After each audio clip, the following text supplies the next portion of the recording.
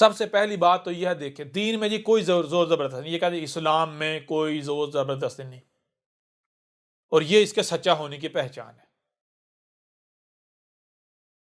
کون سا اسلام، کون سی سچائی سب سے زیادہ اگر کسی کی مجبوری کا، کسی کی کمزوری کا فائدہ اٹھا کر اس کو اپنے دائرے کے اندر بند کرتا ہے تو وہ ہے اسلام۔ سب سے زیادہ جو کسی کی کمزوری کا، کسی کی مجبوری کا فائدہ اٹھاتا ہے اور اس کو مسلمان بننے پر مجبور کرتا ہے وہ ہے اسلام۔ کیسے؟ غور کیجئے گا، ایک بچہ جب پیدا ہوتا ہے، تو پیدا ہوتے ہی کیا کہتا ہے، اس کو زبردستی مسلمان بنا دیا جاتا ہے۔ وہ بچہ جو خود سے ہل نہیں سکتا، بول نہیں سکتا، ابھی وہ سننے کی صلاحیت نہیں، اس میں دیکھنے کی صلاحیت نہیں، ہر لحاظ سے وہ زیرو پر کھڑا ہے، اس کو زبردستی مسلمان بنا دیا جاتا ہے۔ اس کی مرضی کے خلاف اس کے کان میں ہوا چھوڑی جاتی ہے، اذان کے نام پر، اقامت کے نام پر، اس کی مرضی کے خلاف اس کا نام ایک ایسا نام رکھا جاتا ہے جس سے یہ تاثر جائے کہ یہ ایک خاص فرقے، خاص مذہب، خاص گروہ سے تعلق رکھتا ہے۔ اور پھر صرف اتنا ہی نہیں، جب تک کہ وہ باشعور ہو، اس کی اس کمزوریوں کا فائدہ اٹھاتے ہوئے اس کو ذہنی طور پر ہر لحاظ سے غلام بنا دیا جا چکا ہوتا ہے، اس کو مسلمان بنا دیا جا چکا ہوتا ہے۔ جتنے بھی مسلمان ہیں، میں ان سب کے سب مسلمانوں کو چیلنج کرتا ہوں، مجھے بتاؤ وہ کون سا مسلمان ہے کہ جس نے شعوری حالت میں پوری تحقیق کرنے کے بعد بغیر کسی دباؤ کے اسلام قبول کیا؟ بتا دے مجھے۔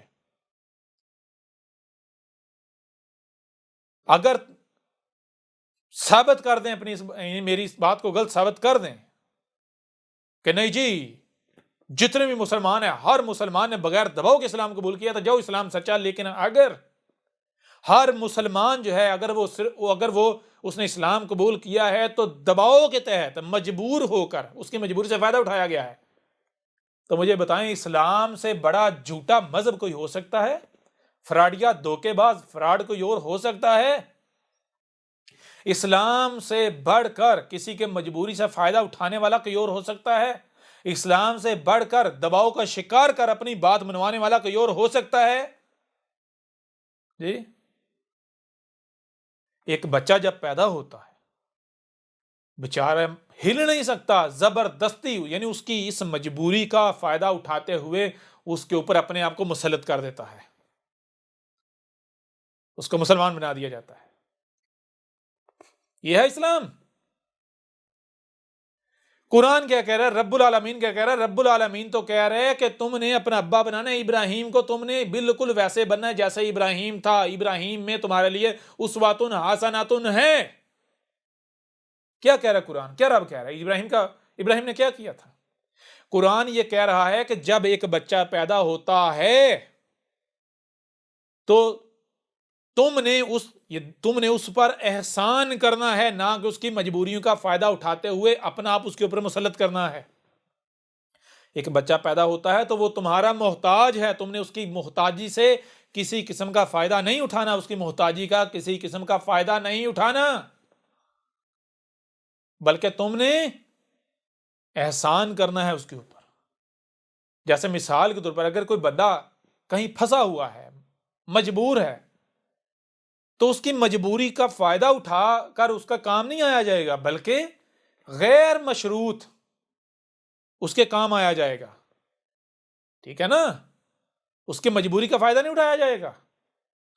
اگر کوئی بندہ مجبور ہے، اس کے پاس کھانے کو نہیں ہے، پینے کو نہیں ہے، اور اس کے پاس کوئی شے ہے وہ بیچ رہا ہے اس لیے کہ وہ اپنا پیٹ پال سکے، اپنے بچوں کے پیٹ میں کچھ چار نوالے ڈال سکے کیونکہ وہ بھوکے ہیں، تو یہ نہیں دیکھا جائے گا کہ یہ تو مجبور ہے، اس نے تو شاید بیچنی ہے، لہٰذا لاکھ کی شاید جو ہے وہ 10,000 میں لے لی جائے اس سے، کیونکہ اس نے دینی ہے، مجبور ہے نا۔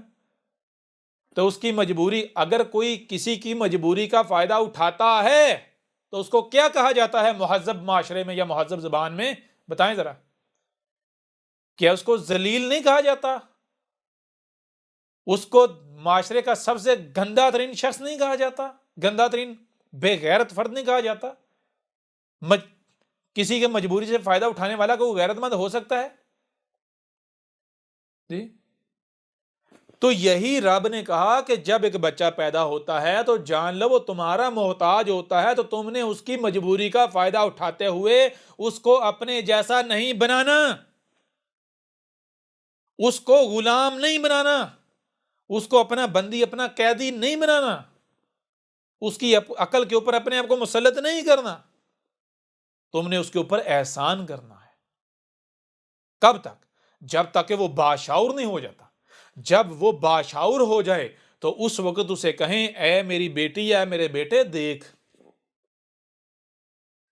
ہم نے آج تک اس کو صحیح سمجھا، اس کو غلط سمجھا، ہمارے نزدیک یہ صحیح، یہ سمجھ ہماری عقل کے مطابق، تو آج تک اگر تو اسے صحیح کہتا تھا یا اسے غلط کہتا تھا تو کیوں کہتا تھا؟ کیونکہ تو نے ہمیں صحیح اور اسے صحیح کہتے سنا، اسے غلط کہتے ہوئے سنا۔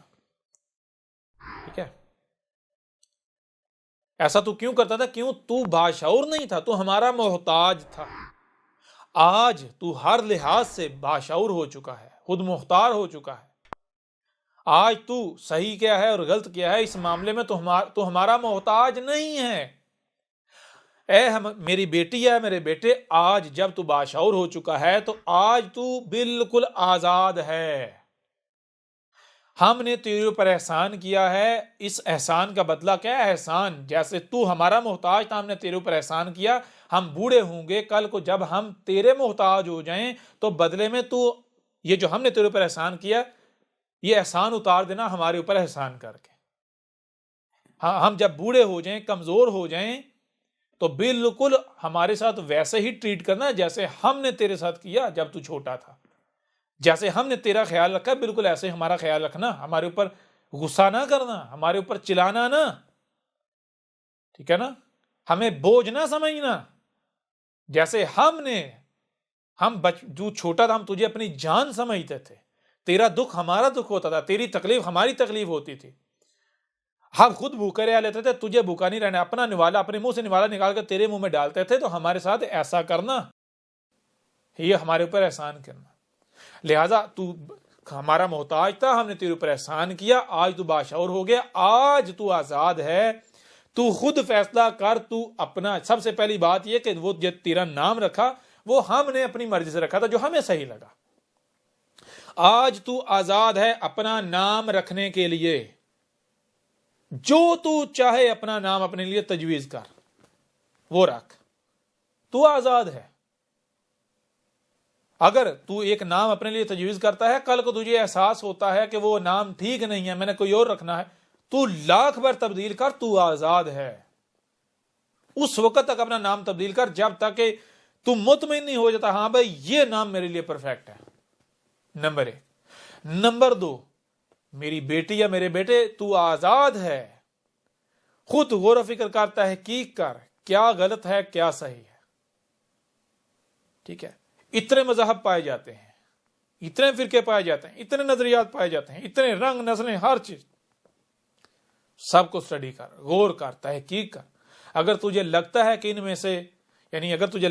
میں سے وہی عقیدہ، وہی نظریہ ٹھیک ہے جو میرے والدین کا ہے، تو اپنا لے، لیکن ہماری اس وجہ سے نہ اپنانا کہ ہم تیرے والدین ہیں۔ اگر تو نے اس وجہ سے کیا تو پھر تو نہ صرف اپنے اوپر ظلم کرے گا بلکہ ہمارے اوپر بھی ظلم کرے گا۔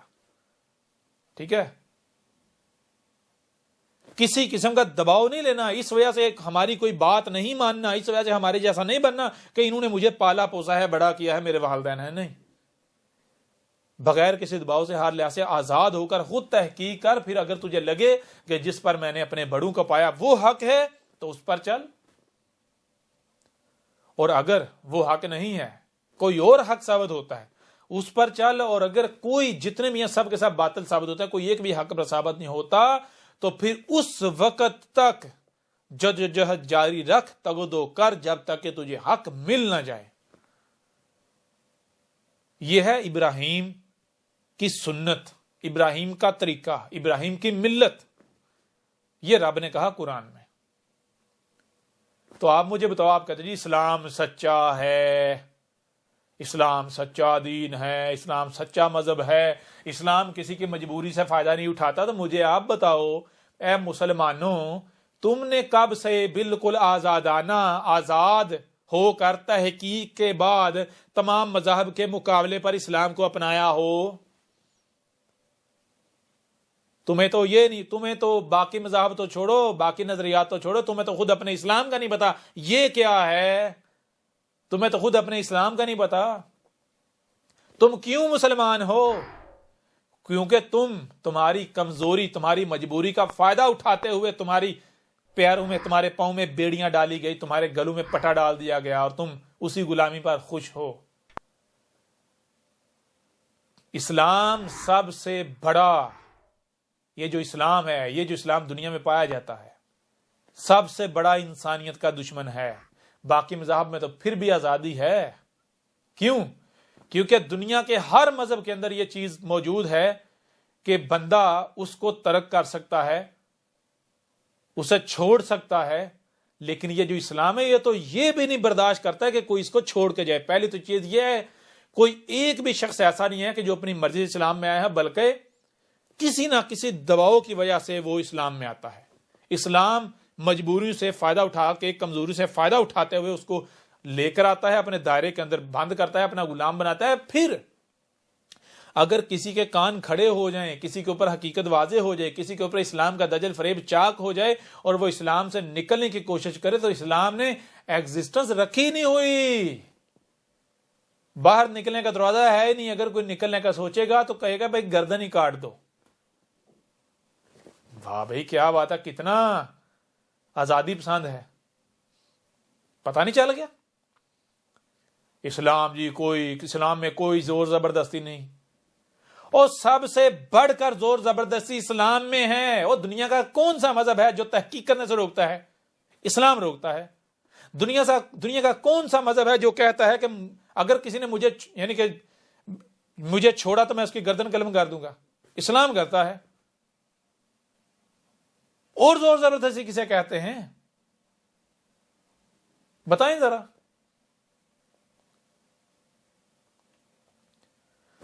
دنیا کا واحد مذہب ہے جو کسی بھی قسم کی کمزوری سے، کسی کی مجبوری سے فائدہ اٹھانے کا جو موقع ہے تو اسے بالکل ضائع نہیں کرتا۔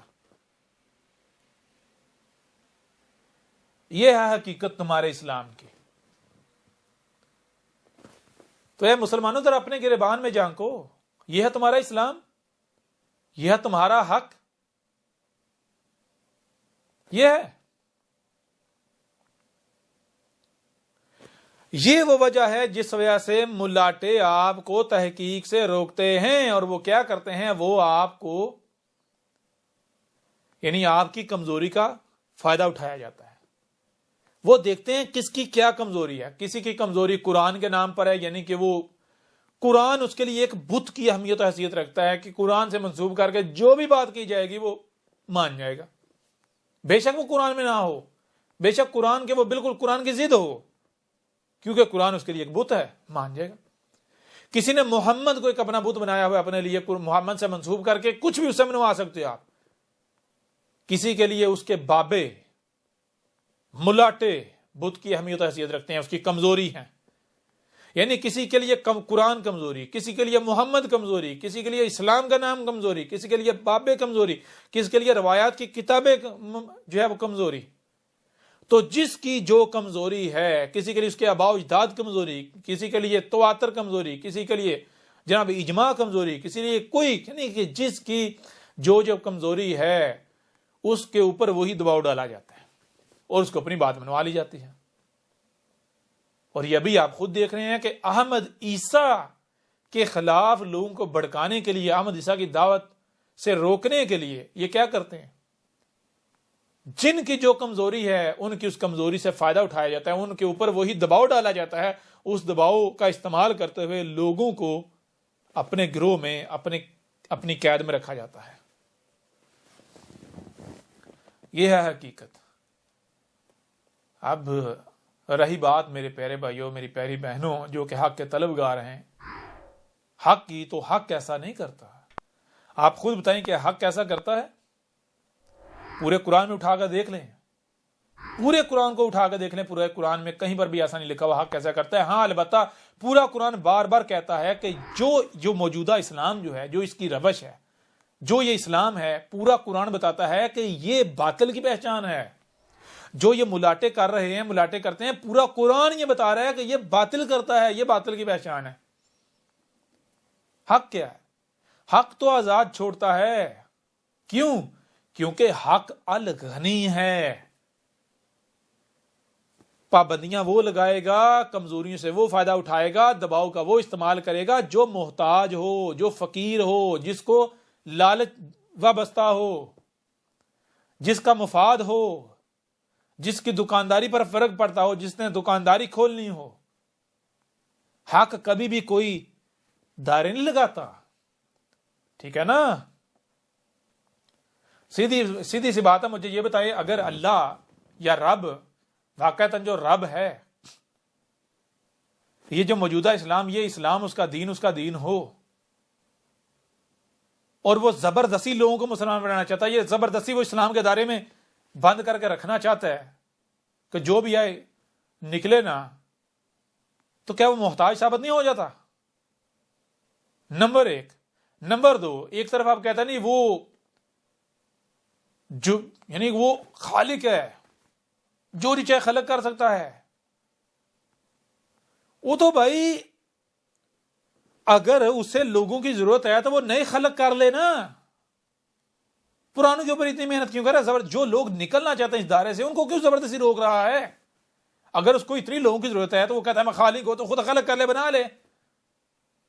بڑی عجیب بات ہے، لوگ دائرے کے اندر رہنا نہیں چاہ رہے، وہ ڈنڈا تلوار لے کے کھڑا ہوا ہے، خبردار کس نے نکلنے کی کوشش کی، دوسری طرف جو ہے وہ بڑے بڑے دعوے، میں خالق بھی ہوں، میں غنی بھی ہوں، میں یہ میں ہوں، محتاج ثابت ہو رہا ہے، فقیر ثابت ہو رہا ہے۔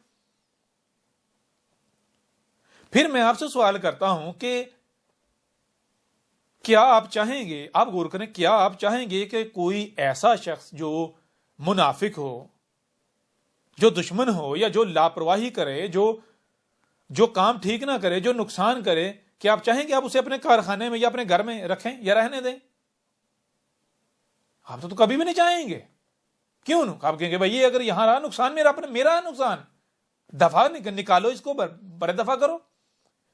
تو کیا رب جو ہے وہ جو مشرک ہیں، جو مفسد ہیں، ان طرح یعنی گندوں کو زبردستی بند کر کے کہنا نکلنا نہیں میرے گھر سے، ایسا کرے گا؟ وہ حق تو ایسا کرتا ہے، حق گندگی سے نفرت کرتا ہے، ٹھیک ہے نا؟ حق باطل کی ضد ہے، باطل ضد کی حق ہے، باطل جو ہے وہ حق کی ضد ہے۔ تو حق کیا کرتا ہے؟ حق پہلے جو ہے باطل کو وارن کرتا ہے، اس کے اوپر واضح کرتا ہے کہ دیکھ تو باطل ہے، تو غلط ہے، ادھر آ میرے ساتھ کرنا۔ اگر وہ نہیں آتا اس کو الگ کر دیتا ہے، اپنے سے الگ کر دیتا ہے۔ حق تو خود الگ کرتا ہے، حق ایسے حالات بناتا ہے کہ جن کے اندر کفر ہے، جن کے اندر نفاق ہے، وہ نکل جائیں۔ یہ کیسا حق ہے؟ یہ جو اسلام ہے، یہ تو تلوار لے کے بیٹھا ہے، خبردار کو نکلا۔ یہ ہے ان کا حق، مسلمانوں کا، یہ ہے اسلام۔ الف زیر سین اس، آگے لام، اسلام، یہ ہے اسلام کی حقیقت۔ یہ وہ والا لام نہیں ہے جو ہر رسول والا ہے، یہ اسلام ہے، یہ والا لام، ٹھیک ہے نا؟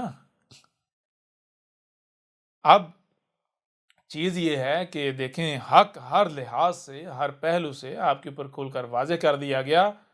اب بھی اگر کوئی کسی قسم کا الزام لگاتا ہے تو سیدھی سی بات ہے، بھائی اتنا زور لگا رہے ہو، خود اپنے آپ کو عذاب دے رہے ہو، اتنا زور لگانے سے بہتر ہے اگر آپ کے پاس ثبوت ہیں، ثبوت پیش کر دو، آپ زور لگانا ہی نہیں پڑے گا۔ یہ جو رات دن اپنی جو ہے وہ گلا خشک کر رہے ہو، ہر طرف سے زور لگا رہے ہو اپنا، کذاب ہے، کذاب ہے، کذاب ہے، کذاب ہے، اتنا آپ کو محنت کرنی نہیں پڑے گی۔ جاؤ ثبوت لے آؤ، ثبوت پیش کرو، بات ختم۔ ثبوت پیش کرو تاکہ احمد عیسیٰ کو بھی واضح ہو کہ بھائی ہاں میں یہاں پر غلط ہوں۔ پھر اگر احمد عیسیٰ یعنی کہ غلط ثابت ہو جائے، اس کے باوجود احمد عیسیٰ ڈٹا رہے، تو احمد عیسیٰ بے قرادہ اور خنزیر ثابت ہو جاتا ہے، مجرم ثابت ہو جاتا ہے، کذاب ثابت ہو جاتا ہے۔ لیکن یہ تمہارا شور مچانے سے کچھ فرق نہیں پڑنے والا، فرق خود تمہیں اپنے آپ کو پڑے گا۔ کیوں؟ خود اپنے آپ کو عذاب دے رہے ہو، دیتے رہو، کھل کے دو۔ لہٰذا الزامات لگانے والوں کے لیے راستے کھلے ہیں، اور ہم تو احمد عیسیٰ کی طرف سے کھلی آفر ہے، بھائی اگر ایک الزام لگاتے ہو 1000 لگاؤ، ایک تہمت لگاتے ہو 1000 لگاؤ، 1000 گنا کرو، جتنا کر سکتے ہو کرو۔ اگر آپ نے دن میں 1 گھنٹہ مختص کیا ہوا احمد عیسیٰ کو گالیاں دینے کے لیے، تو میں تو کہتا ہوں کہ وہ گھنٹہ کم ہے، بڑھا دو، بڑھا دو۔ کیوں؟ اگر تو گالیاں دینے سے تم مومن ثابت ہوتے ہو تو بھائی زیادہ محنت کرو، بڑے مومن بنو، بڑے مسلمان بنو۔ بکواسات کرنا اگر بڑا مومن ہونے کی پہچان ہے، اصل مومن ہونے کی پہچان ہے، بنو۔ میں بھائی کیوں تمہارے مومن یا مسلمان ہونے کے راستے میں رکاوٹ پیدا کروں؟ آپ کی خواہش ہے کہ بڑا مسلمان بننے کی، اور مسلمان کی پہچان کیا ہے؟ گالم گلوچ لان تان، تو آپ بڑے مسلمان بنو، زیادہ سے زیادہ گالیاں دو، زیادہ سے زیادہ تہمتیں لگاؤ، زیادہ سے زیادہ ملامتیں کرو، زیادہ سے زیادہ منہ سے ہوا خارج کرو، زیادہ سے زیادہ کتے کی طرح بھونکو، چیخو، چلاؤ، دھاڑو، بندر کی طرح پٹوشیاں مارو، خنزیر کی طرح اپنی غلطیوں کے اوپر ڈٹے رہو، پیچھے مڑ کے نہ دیکھو، آگے ہی آگے دگڑ دگڑ دگڑ بھاگتے جاؤ، اپنے ملاٹوں کے پیچھے بندروں کی طرح لگے رہو۔ تو جہاں پر آپ 1% کرتے ہو، بڑھا دو، پرسنٹیج بڑھا دو، سب کچھ بڑھا دو، احمد عیسیٰ کو کوئی فرق نہیں پڑتا۔ لہٰذا آج کی نشست یہیں پر ختم کرتے ہیں، ملتے ہیں اگلی نشست میں، تب تک آپ یہ کلپ دیکھیں۔ احمد عیسیٰ کون ہے؟ کیا آپ احمد عیسیٰ کو جانتے ہیں؟ احمد عیسیٰ وہ ہے جس نے ان باتوں پر سے پردہ اٹھایا ہے جس پر آج ہر کوئی اختلاف کر رہا ہے۔ حق اور باطل کی پہچان اب انتہائی آسان۔